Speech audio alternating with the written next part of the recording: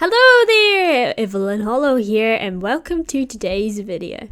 So normally when I go to the beach for the holiday, I'm looking for perfect shells like these, no cracks, completely intact, just because I normally think they look so beautiful. But when I went to the beach this year, I had a new idea. I picked up one of these shells that I had found and I turned it over. And normally I would just leave those shells behind because they weren't the perfect looking shells I was looking for. But when I looked at this, I thought, wow, you could really imagine this as some type of like architecture, like in a house, like just seen inside the shell. I think it has so much opportunity to be something new. So then I went purposely looking for broken shells, and I thought they have such a unique shape that I don't normally find with the other shells. Like this one, I thought could be like a weapon, like you hold it here and this could be like the point of the sword.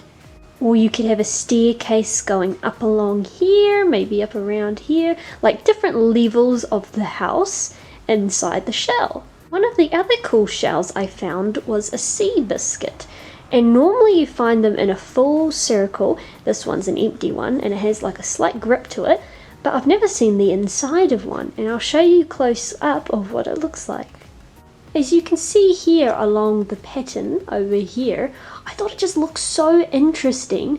Like I thought it kind of looks like almost like what if this was a cave with these strange type of walls going around it.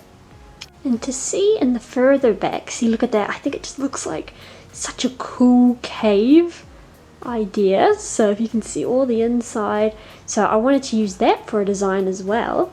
And in my sketchbook while I was on holiday, I did some drawings of the shells, and here they are, some brainstorming ideas like the ones I was talking to you about. Here is the sea biscuit idea. I did like a little tiny person for reference, is how I thought like the walls of the cave could look. And here I tried out the shell with the stairs going around the inside of the shell, and with like the gaps in the shell I thought could be like big windows, and here's a little door at the bottom. Using the natural shape of like the broken shell, I came up with some fashion ideas, like using the little broken parts of the shell as like a collar, and then like some weird little like fin parts kind. And here I used a shell as like a headpiece, or like a part of her skin actually even coming out, like it's like, you know how you have horns, like something like that on the top of the head. I kind of want to reimagine that idea again. And then here I had like a mermaid using lots of those different shapes, and these are just some shells I found. And here was that sword idea, kind of thinking about that with the hook here, and this was like a sword poking through a shell, but and then here was like a chair with the seashell at the back. And here are some shell swords I designed. They're not very that practical, like I think that would be the sharp, you know, the blade, but I kind of like this, how it covers the hand a bit for like protection. And then this was a shell I found and I just rounded it out a little bit more, but I used the handle as reference from one of the shells I found. And then these are just some little crabs I did as well. So my idea for this video was basically just to continue exploring all the different possibilities I could make with these shells, maybe even go back and revisit the old ideas I had. And so I'm just going to look at Pinterest for any more inspiration. As you see, I've got my shells here, but it's always good to get a few references of some maybe like sea creatures that I might try to make with these shells. So I just did a couple of sketches of some first things that came to mind, and I quite like the idea of trying to do like a mermaid type creature. And on Pinterest I was just trying to find some references of like some humanoid underwater creatures. And then for my character at the minute, since I didn't have her hair all done up at the second, she's just got no hair at the minute, but I thought since she has so much detail at the bottom of the shell and around her top half of like the collar of the outfit, I thought I want her hair to probably be like in an updo, so that's why I have these pin-up hairstyles. That's at least what I searched was pin-up, and I thought I quite like these swirls in their hair remind me of the details of the shell. So I'm going to do some more brainstorming in my sketchbook.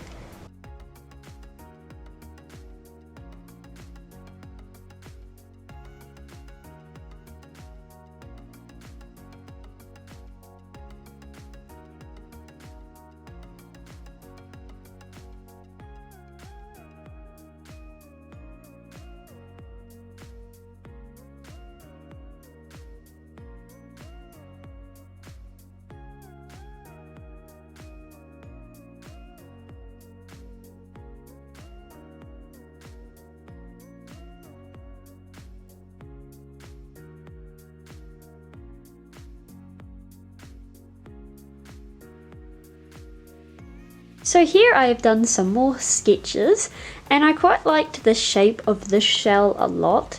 Like, I thought of it as a weapon at first, but I wanted to reimagine this shell as something else. And so I tried like an umbrella type of thing.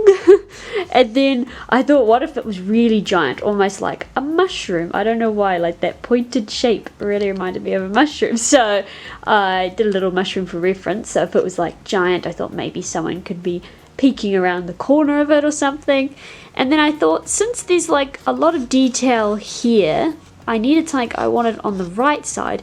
And I thought, since there's a lot of empty space, what if it was like a swing, maybe, like from the 2 points here? And so I did a little sketch of that, and I saw on Pinterest, the big fluffy dress on the swing.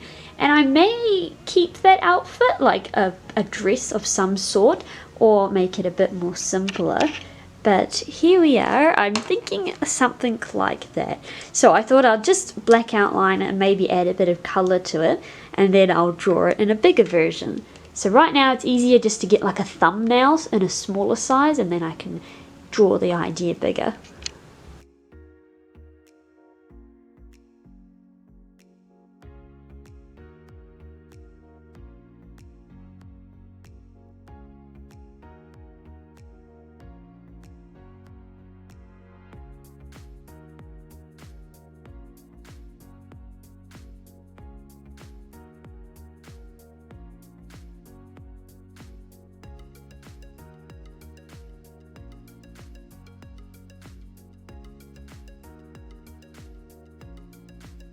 So we've changed locations now, and there's been quite some time have passed since the last clip, so the pages, there's been a lot more drawings. But before we got into it, I just wanted to show you that I've really gotten into sticky notes. Normally in my sketchbook I would use just watercolor and pencil and black outline. Now I'm experimenting with some more things, so this page is going to have quite a few sticky notes on it and some coloured pencils. So this is where I've gotten so far. I have done a lot more work on it. I used the sticky notes to cover up some of the drawings I didn't like as much, and just to change little things like putting them on top, like the headpiece didn't come out right on that one, so I put just a sticky note on top, and then I could draw over it really well. And so let me give you a closer look. So over here I used that little thumbnail sketch and drew her in a much bigger version. And I like the Seabiscuit idea, so I kept that idea for like a background in my head, and then I went down here and drew the girl in the swing. And I really like the colours of those mushrooms, so I drew it in a girl over here, and I drew her quite big because I really like this hairstyle that I drew. And using that tail, I like that a lot, but I wasn't quite happy with the upper half, with like the collar and how that all came together. I felt like just looked a little confusing, so I drew over here another version, and I really like this more simpler flowy design. And her hair, I like that. I feel like you can see it a lot more clearly, where here I just kind of did a jumble mess over there. And then I did that one over here, and I drew it in a much bigger version just so I could see the detail a bit more. And I quite like the idea of this mermaid tail rather than the fluffy skirt.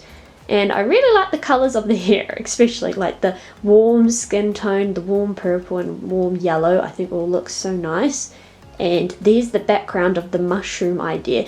It just kind of looks like trees in this, but I don't know if I'll include that in my finished drawing. I really like the idea and exploring that further from that little drawing in this one, but I think I would like to do something more like that one, how it's like a full body pose. So I'm not quite sure what I'm going to do yet, but I'm going to hop over to digital art and start drawing and see where it takes me.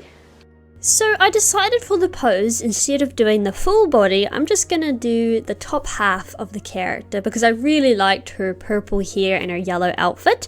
So first off, I start by using the liquefy tool because it's so helpful just to adjust the proportions of the character. Just because I find once you stare at the character for so long, your eyes start to adjust and don't see like the mistakes. And so why flipping the canvas is very helpful is, like, I didn't notice, for example, the left eyebrow was a lot higher than the right one, and I just felt like her hair was quite off-centered and I wanted to make it look more balanced. So using the liquify tool just to move around the sketch of the photo I've taken rather than moving around the line art. So then it makes it easier to go over top and do the line art. And here we are. I've skipped a little bit ahead because I feel like you don't need to see the whole process, otherwise we'd be here for a few hours. So I sped up the time pretty quick, and this is just changing her hairstyle slightly and making the bun quite a bit bigger than my original reference, just because I liked how fluffy it looked. So I wanted to name this character, and trying to look for a name that really stuck out to me can be quite difficult sometimes. Sometimes you find the name you want like straight away, or others times you just gotta find one that fits right with the character. And so I found some meanings I really liked of the name, but I couldn't really pronounce it right, or I just didn't feel like it fit her, except for one of the names I found. And I just looked up ocean names for girls, and I really liked the name Cordelia because it means the daughter of the sea, and I really wanted to have something that means, you know, underwater, because she's an underwater sea creature. And so I really like that name. I think it's really beautiful. So the website I found Cordelia from mentioned that it is of Latin and Celtic origin, and you can also use its nickname Cora, which I think sounds really pretty as well. And so a little bit about the character. I think with the wording daughter of the sea as well from her name gave me a kind of an idea, because I imagine she's quite wealthy as well, just from her fashion that I've chose for her to wear, because it's gold and I just feel like it seems quite rich. And so I'm thinking maybe she's like a princess underwater. And I still wanted to have like that mermaid tail that I designed as for the other half of her body. I just didn't feel like drawing that today.